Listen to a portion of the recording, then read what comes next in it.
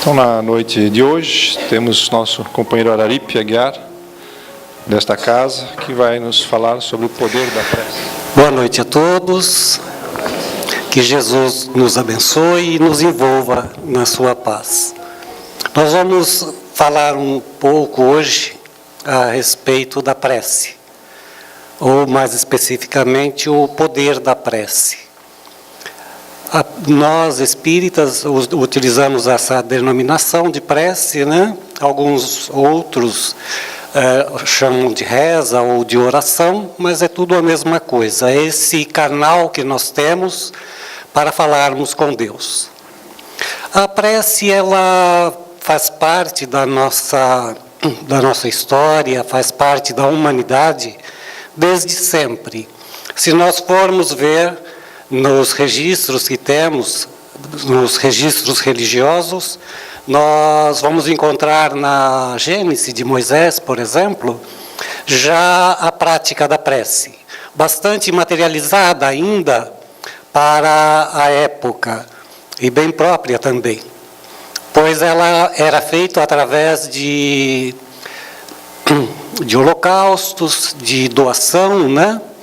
E nós vamos ver registrado, por exemplo, quando ele fala dos seus filhos, Abel e Caim, eles já faziam as suas doações, né? Os seus holocaustos, e a gente percebe ali a comunicação do homem com a divindade. Quando ele registra, por exemplo, que Caim, ele faz ali as suas doações, doando os seus grãos da colheita, algum dos animais que ele abate, e Abel faz a mesma coisa, também faz a doação dos seus alimentos, das suas produções. E já há ali um pensamento de Caim quando ele se revolta e diz que Deus gosta mais das doações de Abel. Porque nessa doação é dado a melhor semente, o melhor dos animais que é ofertado ali. Nós vamos acompanhar depois essa materialização através dos holocaustos, quando o homem percebe que ele tem essa condição de se comunicar com a divindade, de estar em contato com este ser criador.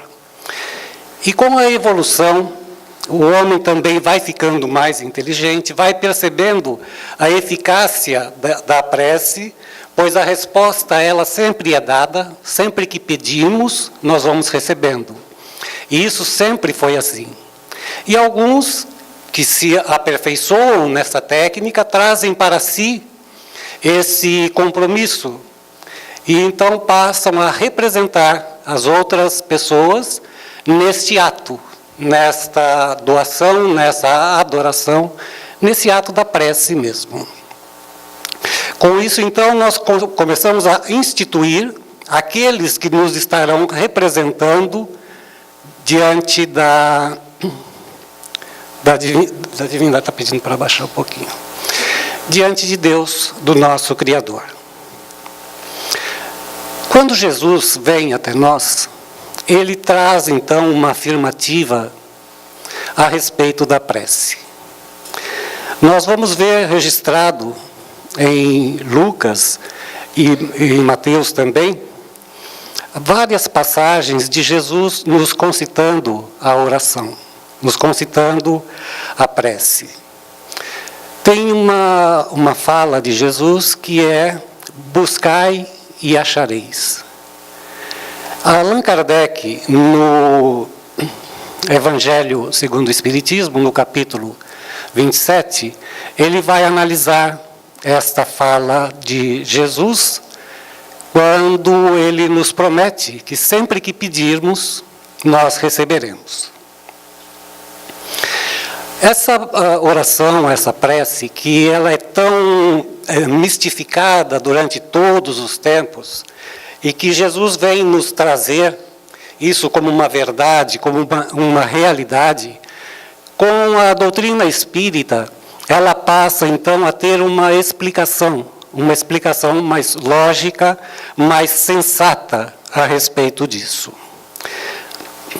Vamos ver aqui o que Allan Kardec nos fala a respeito da oração, quando ele nos analisa o Espiritismo, falando a respeito disso.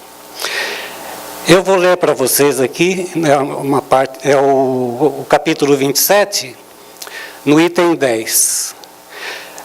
O Espiritismo faz compreender a ação da prece, explicando o modo de transmissão do pensamento, seja quando o ser chamado vem ao nosso apelo, seja quando o nosso pensamento o alcança, para se inteirar do que se passa,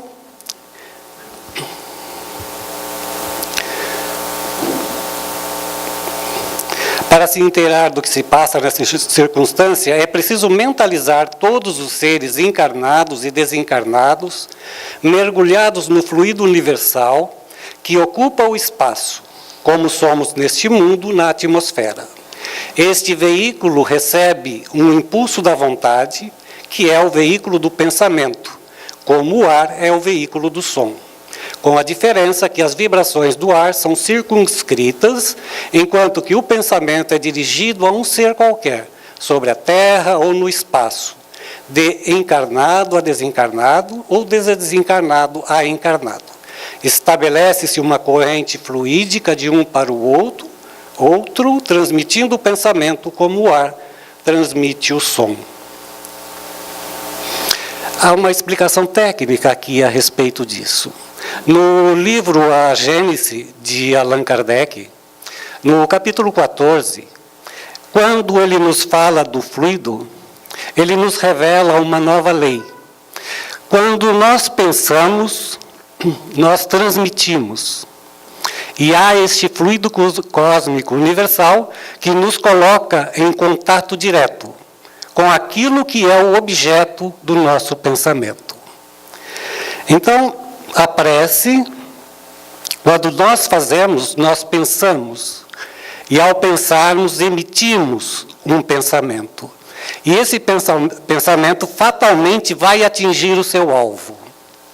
Então, se fazemos a nossa prece e dirigimos o nosso pensamento a Deus, esse pensamento imediatamente chega até aquele que foi pensado. Se é a Jesus, a mesma coisa. Se é a um ou outro espírito, imediatamente nós nos colocamos em contato, em comunicação com aquele que é o objeto do nosso pensamento. Então, não há aqui, nessa explicação de Allan Kardec, nenhum milagre, nenhum fenômeno sobrenatural. Apenas lei natural. Deus nos criou, nos dá a condição de pensarmos, nos coloca no fluido cósmico, que é o agente transmissor do nosso pensamento, e isso faz com que isto aconteça. Então, é como eu falar e o outro ouvir. Então, não há ali nenhum mistério, apenas fatos, realidades. Durante esse período, depois de Allan Kardec, depois das explicações dele, que ele nos traz no Evangelho segundo o Espiritismo, que nos traz no livro A Gênese, dando início a uma interpretação da prece, lá no Livro dos Espíritos, na questão 658, quando ele vai tratar desse assunto, ele nos traz essa revelação. Uma revelação que não para no momento em que ele termina a sua obra, que ela tem um ato contínuo com os estudiosos que vêm nos trazer, então, depois as informações a respeito da doutrina e das coisas como elas acontecem na espiritualidade. Dando seguimento a isso, Leon Denis, logo na sequência, logo depois de Allan Kardec, no seu livro No Invisível e no outro livro dele, Depois da Morte, ele nos traz os fatos constatados através de telepatia, através de reuniões mediúnicas, através de estudos, deste contato da espiritualidade para com nós, seres humanos encarnados. Depois, na literatura, nós vamos encontrar os livros, por exemplo, de André Luiz. Cada um dos livros de André Luiz, principalmente aqueles da série espiritual, sempre ele está nos relatando um caso, nos relatando várias condições em que nos coloca em contato direto com a espiritualidade, em contato direto com esses espíritos superiores que agem aqui com nós encarnados. E sempre nos relatando, nos trazendo fatos verídicos, acontecimentos, para que a gente possa ir compreendendo como que se processa isso, para que a nossa fé seja desenvolvida, fortalecida, mas dentro daquilo que é o racional, que é o lógico. Se nós pedimos e obtemos, segundo a promessa de Jesus. Mas como isso acontece? Entre esses espíritos, Emmanuel também é um grande defensor do ato da prece, um grande incentivador para que façamos preces, para que façamos orações, e eles usam como argumento para nos convencermos a fazermos preces, esses fatos, esses acontecimentos da espiritualidade. E entre esses há um espírito que da espiritualidade cuida bastante da gente, é um espírito bastante conhecido, principalmente no meio espírita, que é o espírito Adolfo Bezerra de Menezes. Bezerra de Menezes esteve entre nós no século XVIII, encarnado.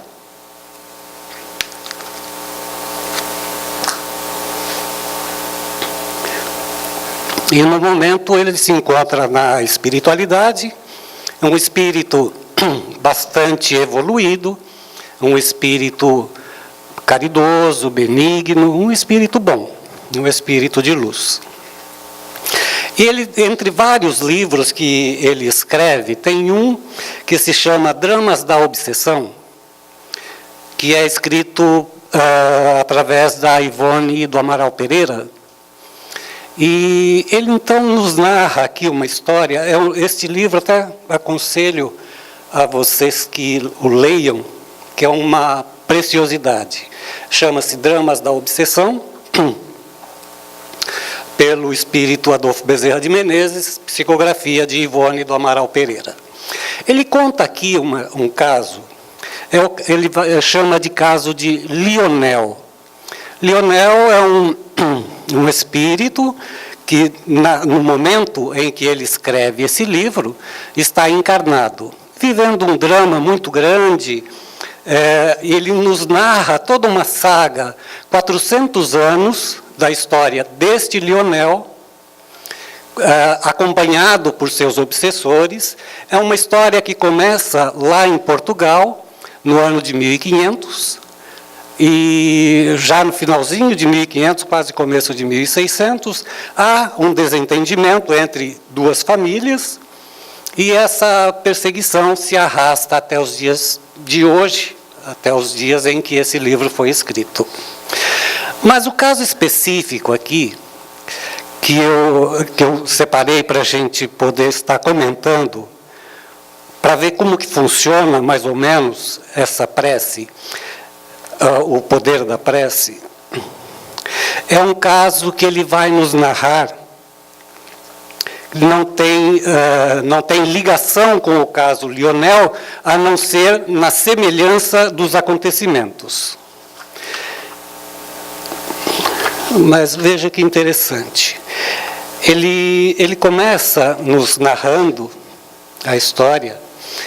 Num determinado momento, diz ele assim: sendo eu já desencarnado e exercendo atividades médicas da espiritualidade para as criaturas ainda encarnadas, fui encarregado de um serviço de assistência a uma paciente do sexo feminino, localizada em pitoresca e linda cidade do estado do Rio de Janeiro. Quando ele começa a contar essa história, a nos narrar, é o ano de 1910.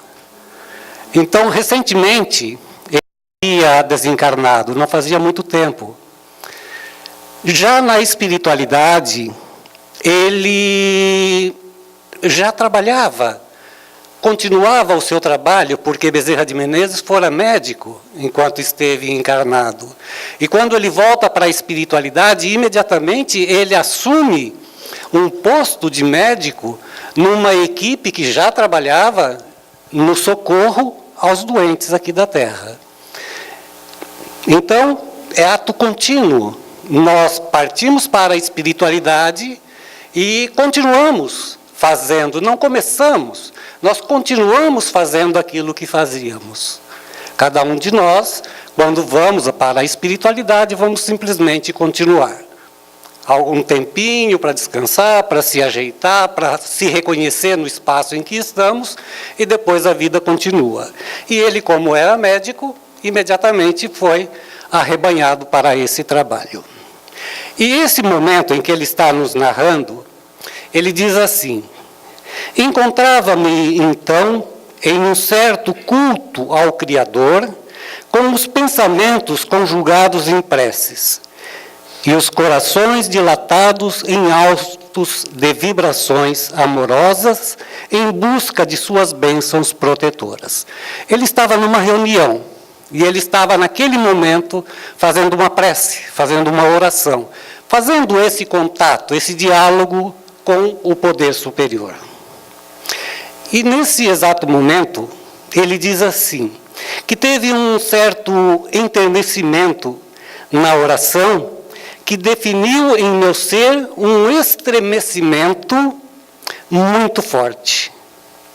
É como se um contato elétrico comunicasse as minhas sutilezas de compreensão de uma ordem provinda de superiores camadas hierárquicas. Então ele estava em oração e ele recebe como que uma sugestão, mas uma sugestão muito forte, que ele tem como uma descarga elétrica. E essa sugestão sussurrou a sua mente.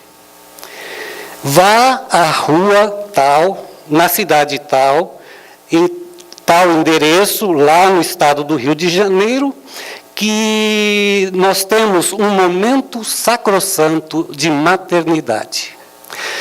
Nesse momento em que ele fazia essa prece, que ele entra em contato com essa espiritualidade superior, ele recebe uma ordem direta: vá até tal rua, em tal número, em tal cidade, naquele estado. Ali está acontecendo um nascimento e precisa da sua presença. E ele, então, imediatamente se desliga daquele local onde ele se encontra e se dirige ao endereço citado. E aí ele continua. O chamamento, com efeito, fora dirigido a Antônio de Pádua, um grande mentor espiritual e a reencarnação de um devotado apóstolo do Divino Mestre. Essa ordem, para que ele fosse até aquele lugar, vem direto de Antônio de Pádua e diz a ele: vá até tal lugar. E há um caso específico, existe algo que você tenha que fazer. E ele então vai, atende a essa ordem, e não é nem um pedido, ali é uma ordem, né? E ao ingressar no domicílio visitado, até vou ler mais um pouquinho para a gente ficar mais fiel à história. Ao ingressar no domicílio visitado, reconheci tratar-se de habitação de jovens recém-casados. Móveis, adornos, acusando um modesto, mas bom gosto de mulher. Ele entra, então, nesta casa e encontra um ambiente mais ou menos assim. É uma casa limpa, bem asseada, pelo que ele diz, mas uma casa pobre. Há um jovem de 26 anos, na sala, sentado e chorando muito. E ele percebe que no quarto há uma jovem que está em sofrimento de parto. E ele percebe ali que está acontecendo um parto, mas com grandes dificuldades. É interessante que depois, no final, nós vamos narrar, nós vamos fazer uma vista sobre esse ambiente todo, mas eu vou contar como está acontecendo neste momento, né? Quando ele entra, se depara com aquele jovem e percebe todo o ambiente da casa, ele diz assim: compreendi, obstante, que ameaçava Angelita aniquiladora hemorragia interna, a que lhe não seria possível resistir fisicamente. Então, esse é o ambiente que ele encontra. O rapaz que ali está, que se chama Alípio, um jovem de 26 anos. No quarto, a Angelita, que está em trabalho de parto. Tem um médico que já está atendendo, um médico encarnado, atendendo ela no quarto, mas ela está num quadro de hemorragia extrema. E aí ele começa a olhar o ambiente espiritual e diz assim: os obreiros invisíveis presentes haviam assistido e a ameaça até ali, contudo, medidas mais enérgicas deveriam ainda ser concretizadas. Então ele percebe que naquele momento aquilo tudo que está acontecendo, e ele busca então uma explicação por que é que ele estava naquele lugar, por que ele se encontrava naquele ambiente. Ele retorna à sala e então se depara com uma jovem que está ali em oração. Essa jovem que se chama Sara, mais conhecida pela família de Sarita. Quem é essa Sarita? É uma amiga da Angelita, que quando a Angelita entra nesse trabalho de parto, já 3 dias antes, ela já vinha sofrendo com muitas dores, estava tendo muitas complicações, e ela então confidencia com a Sarita, né? Que ela estava tendo esses problemas, essas dificuldades, e essa amiga então vai até a casa dela. E a Sara é bastante devota de Santo Antônio de Pádua. E no momento em que as coisas começam a ficar complicadas, as coisas começam a ficar difíceis, que anoitece, que a criança não nasce, que depois chega o médico, diz que a criança já havia morrido, já tinha só mesmo que fazer o parto, ela entra então em oração. Ela tem uma imagem de Santo Antônio, coloca sobre a mesa e ela faz então a sua prece, faz os seus pedidos. E ela se dirige a Santo Antônio da seguinte forma: veja a racionalidade da oração dessa moça.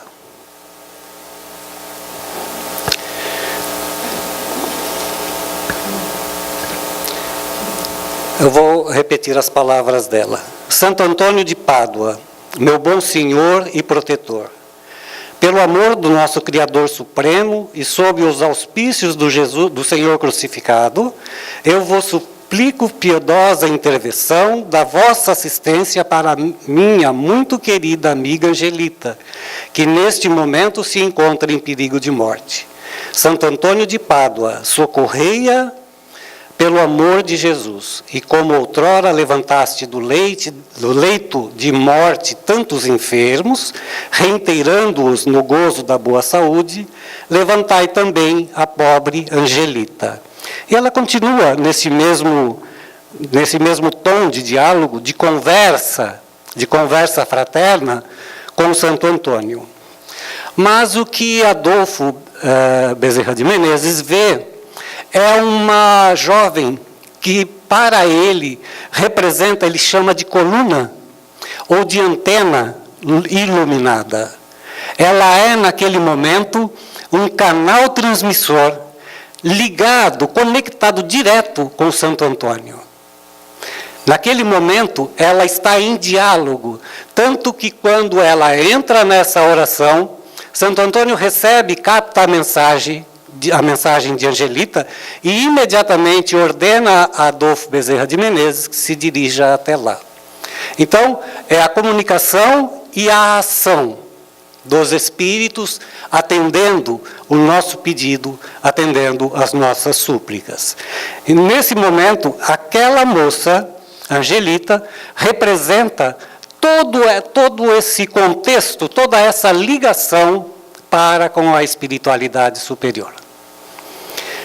Então, isso posto, ele já reconheceu o terreno em que ele está numa casa onde um jovem que vai ser pai, ou pelo menos seria pai se a criança nascesse, uma jovem em trabalho de parto, bastante complicado, um médico encarnado atendendo a essa moça e os espíritos dando assistência ao médico encarnado.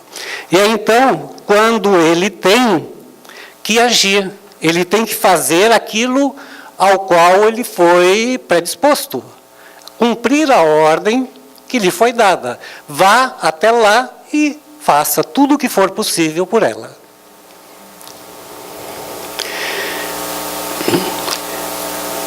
Então, vamos ver o que é que ele vai fazer. Eu vou repetir aquilo que eu já li. Compreendi, não obstante, que ameaçava Angelita aniquiladora hemorragia interna, a que lhe não seria possível resistir fisicamente. Os obreiros invisíveis presentes haviam sustido a ameaça até ali. Contudo, medidas mais enérgicas seriam devidas ainda.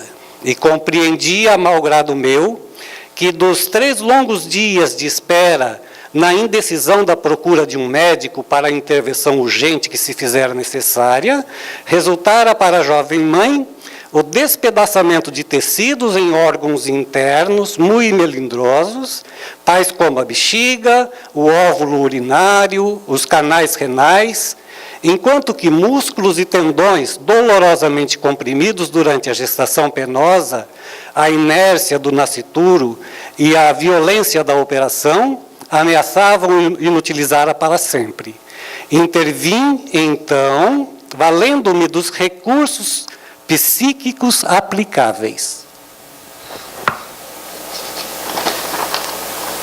Então, agora então, nós vamos ver o Bezerra de Menezes em ação. E ele diz assim: no caso, servindo-me na medicina astral de fluidos e essências, raios, gases e energias cuja aplicação nos tecidos orgânicos da criatura encarnada serão sempre passíveis de resultados excelentes. E conjurei assim o perigo da hemorragia, anulando a possibilidade de um desenlace que deveria realizar-se, em verdade, muito mais tarde. Reanimei ainda os fluidos vitais ou nervosos da paciente, enxertei-lhe porções adequadas de plasma extraídos da boa vontade da fiel Sarita, e conjurei assim o perigo da hemorragia, anulando a possibilidade de um desenlace que se deveria realizar, em verdade, muito mais tarde. Eu estou repetindo. Reanimei ainda os fluidos vitais ou nervosos da paciente, enxertei-lhe porções adequadas de plasmas extraídos da boa vontade da fiel Sarita. Lembra que a Sarita é aquela que está orando, que prosseguia em orações. E infiltrei-lhe valores magníficos,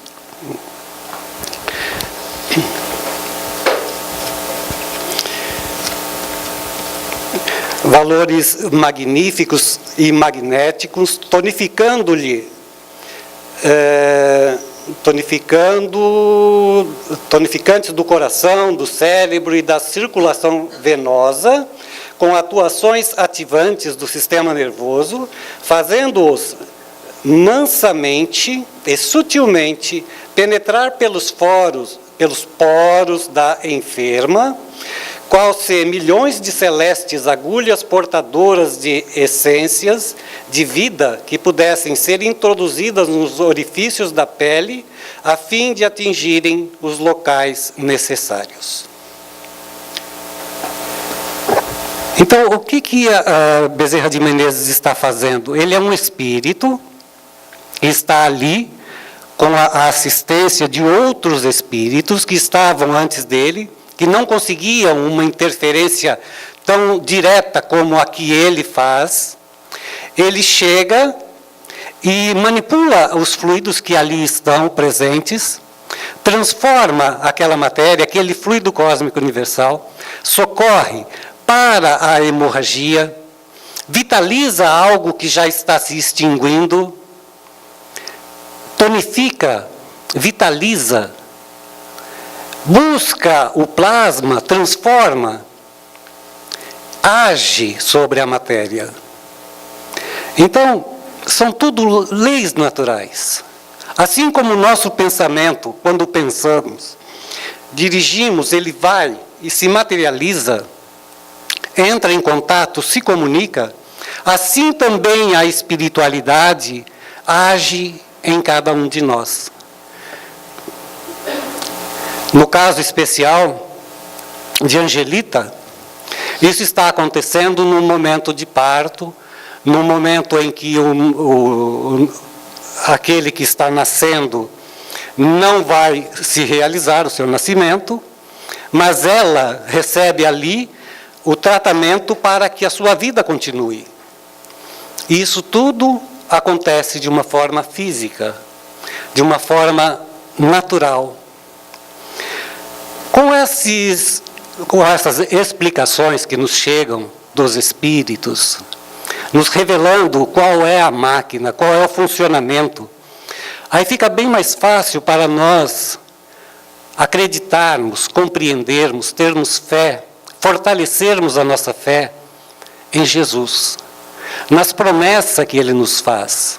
Não são promessas vãs, não são palavras vagas, são revelações da verdade, da realidade, das coisas como elas são. Quando Ele nos diz, pedi e obtereis, nós temos que ver que isso realmente acontece, porque é assim que funciona. Deus nos cria, nos coloca na vida, mas Ele deixa esse elo de ligação para conosco, que é o pensamento, que é o sentimento, que é o fato de estarmos conectados e ligados a Ele.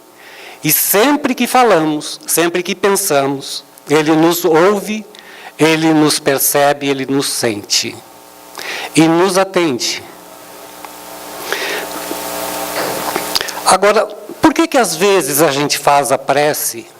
Por que às vezes a gente faz esta oração e não somos atendidos? Ou pelo menos imaginamos que não somos atendidos. A gente às vezes está passando uma situação difícil, uma situação moral, ou uma situação de doença física, né? E essa resposta parece que não chega. Nós vamos ver como que estava mais ou menos as outras pessoas, porque lá na casa da Angelita, não era apenas essas 3 personagens que ali estavam, havia mais algumas pessoas, né? Então, depois que encerra todo esse drama, que a moça já está bem, já foi tratada, né? Ele continua dizendo assim: lá pelas 8 horas da manhã, cessara um melindroso trabalho. Higienizara-se o quanto possível a enferma que jazia prostrada ainda em profundo desmaio, extraída em seu leito qual cadáver que deveria baixar à sepultura.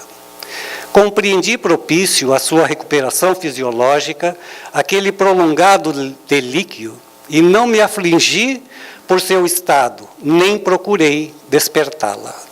Aquele pobre espírito de recém-casada necessitaria realmente de reconforto moral e espiritual, pois se tornava evidente que ingressava numa fase de testemunhos e expiações.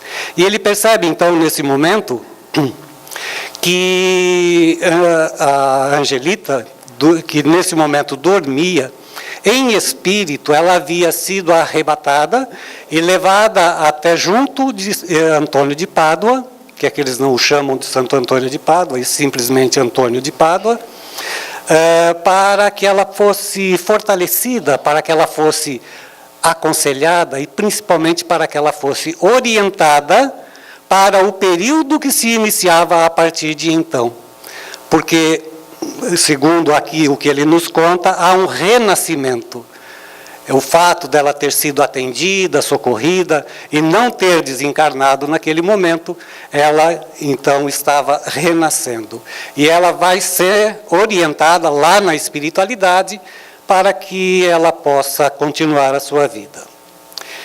E aí vamos analisar os outros.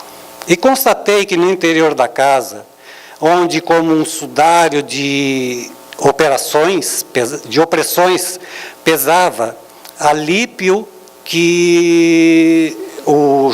Alípio é o jovem esposo, continuava sentado em sua cadeira de balanço, insolene, os olhos vermelhos de chorar, o coração estertocido por um desalento esmagador.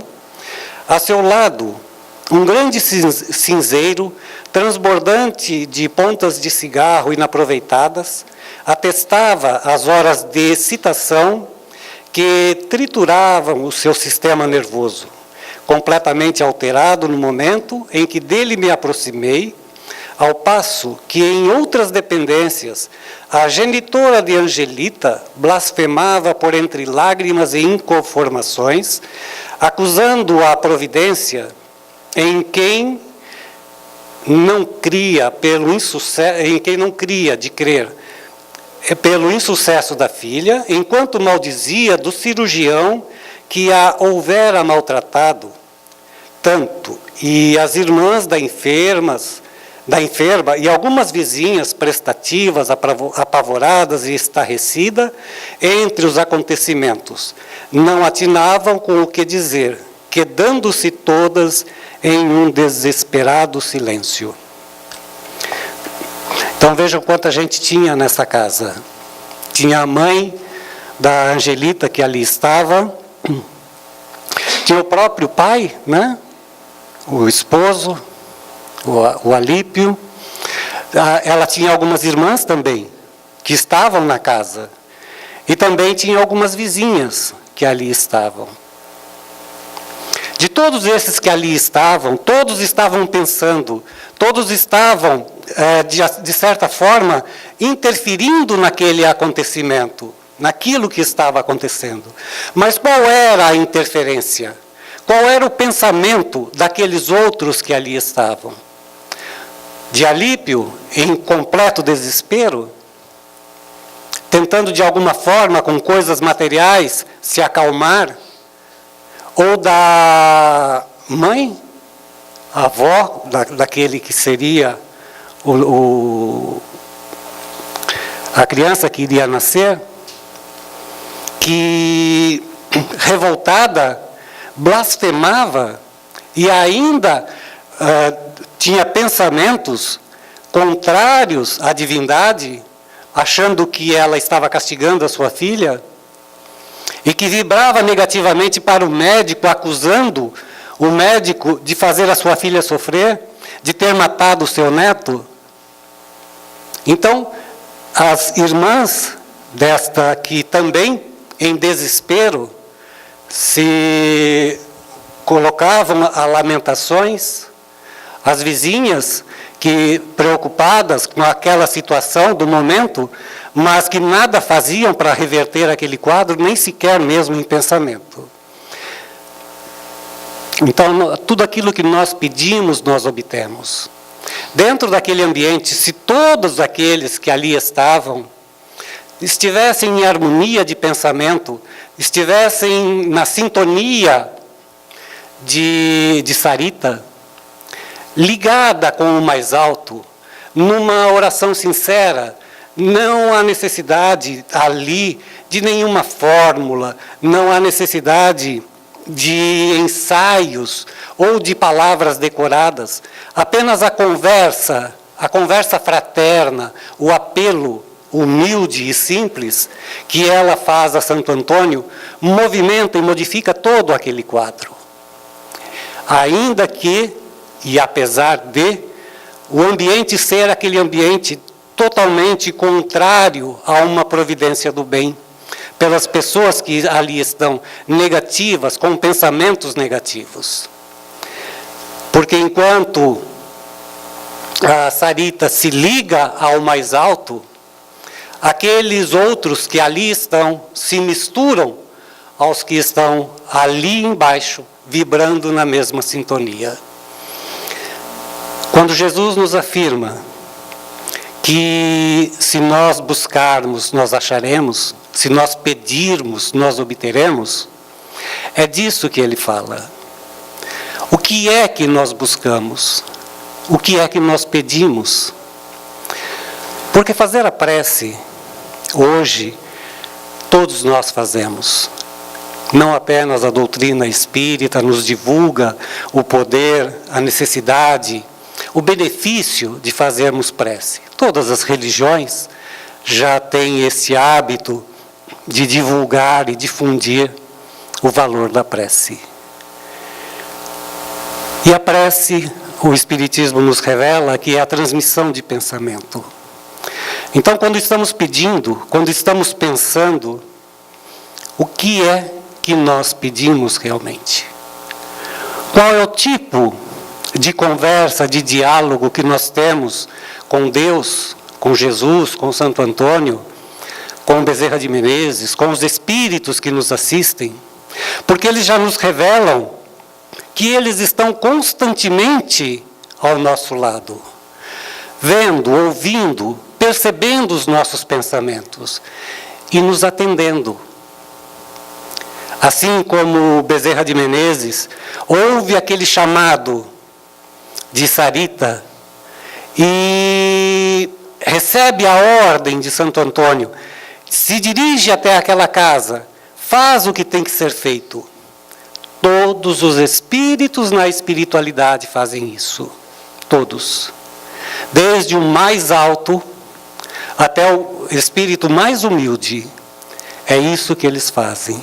Essa é a interferência da espiritualidade na materialidade. Dos irmãos desencarnados para com os irmãos encarnados. Quando pensamos, nos ligamos, nos conectamos a eles. Quando pedimos, eles nos atendem. Nos atendem por serem simpáticos a nós.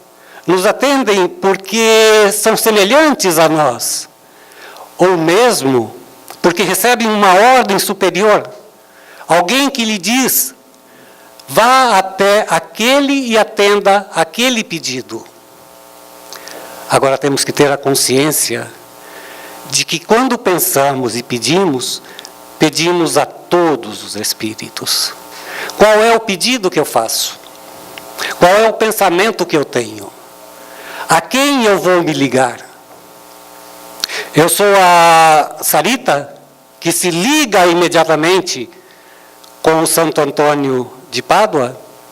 Ou eu sou a mãe de Angelita, que se liga aos malfeitores através dos seus pensamentos de revolta? Então, quando estamos pensando, estamos conectados. Quando estamos pedindo, estamos recebendo. Se nós pensarmos positivamente, receberemos positivamente. Se pensarmos negativamente, é a eles que nos negaremos, que nos ligaremos. E eles prontamente nos atenderão. Naquilo que pedirmos, naquilo que desejamos. sempre terá um companheiro na espiritualidade para ouvir os nossos pensamentos, para receberem os nossos apelos e para atenderem às nossas ou às ordens daqueles que lhes são superiores. Por isso, o aconselhamento, a orientação, o ensinamento mesmo, a revelação de Jesus. Vigiai, vigiai e orai. Estarmos sempre ligados nessa vigilância. E a que vigilância Jesus nos convida? A vigiarmos a nós mesmos. O que é que eu estou pensando? O que está se formando na minha cabeça? O que esse momento, os acontecimentos de agora, sugerem para que eu pense? Os acontecimentos que estão externos, que estão chegando, o que eles estão querendo me dizer? Aquela pessoa que me aconselha, aquele que me irrita, aquela situação que se apresenta de uma forma contrária ao que eu desejo. O que isso está me trazendo? Então é esse momento que Jesus nos convida à vigilância. Prestarmos atenção no que é que nós estamos pensando. O que estão pensando para mim? Qual é a minha ação? O que é que eu estou fazendo? E é nesse momento em que a gente percebe qual é o canal real que nós estamos ligados. E ao percebermos que o caminho não é esse, que não é agradável, que não é bom, que isso de alguma forma vai me prejudicar ou prejudicar alguém, entrar então em oração. Se esse algo negativo está vindo de mim, através da oração, de uma oração sentida, nessa ligação com o mais alto, eu vou conseguir sair desta zona baixa em que eu me encontro nesse momento e poder elevar o meu pensamento e me conectar aos espíritos mais elevados. Se nessa vigilância eu percebo que esse mal é externo, é algo que está chegando que vai me prejudicar, entro também em oração. Ela é um escudo, é uma proteção, é um amparo que vai conseguir, de certa forma, neutralizar na totalidade, ou pelo menos em grande parte, o impacto deste mal que é dirigido a mim. Então, estarmos sempre prestando atenção no que é que eu estou pensando, o que é que eu estou desejando, o que é que eu estou pedindo. O que eu peço para mim, o que eu peço para o outro. É esse pensamento, é que a nossa oração, que é a nossa ligação com a espiritualidade. Se pensarmos bem, se tivermos sentimentos bons, com certeza, cada pensamento, cada palavra, cada ato nosso será uma oração. Mas se nos ligarmos a coisas negativas, as coisas péssimas, é nesse estado que nós viveremos, pois estaremos conectados, ligados, numa oração negativa, mas nesse sentido de uma conexão com aquilo que estamos pensando. Que possamos sempre nos orientarmos pelos ensinamentos de Jesus, seguindo a sua orientação, do buscai e achareis, pedi e obtereis, batei que ela se abre. São ensinamentos, são afirmativas que Jesus nos dá. E se seguirmos as orientações dos grandes espíritos luminares que nos dirigem o pensamento, para que possamos estarmos sempre voltados a esse desejo de sermos melhores, de termos apenas bons pensamentos, de termos apenas desejos de coisas boas, de coisas no bem, de amor ao próximo, de amor às criaturas que estão à nossa volta e, principalmente, de amor por aqueles que mais precisam de amor, que são aqueles que nos ferem. Que Jesus nos abençoe e que tenhamos uma boa noite. Obrigado a todos. Agradecemos ao Araripe pelas informações nos passadas hoje a respeito da prece, que é esse instrumento tão importante que todos nós temos à nossa disposição e podemos lançar mão dele a qualquer momento, né, de graça, com tranquilidade. Muito obrigado, Araripe. Continuando com os nossos trabalhos, após a nossa prece de encerramento, teremos então os trabalhos de passe. E aí, já lembrando dos conceitos da exposição do Araripe, no momento do passe a gente sempre pede para que faça uma prece, e nesse momento há a elevação dos pensamentos, dos sentimentos de todos que estão na cabine, e abre mais nossas mentes, nossos corações, para que possamos, neste momento do passe, também receber as energias provenientes dos espíritos que nos acompanham aqui nesse trabalho. Então, lembramos para a importância do passe nesse momento, a importância da prece neste momento do passe. No mais, desejamos a todos um ótimo final de semana, uma semana muito feliz, muita paz no coração de cada um de vocês. E obrigado pela presença de hoje.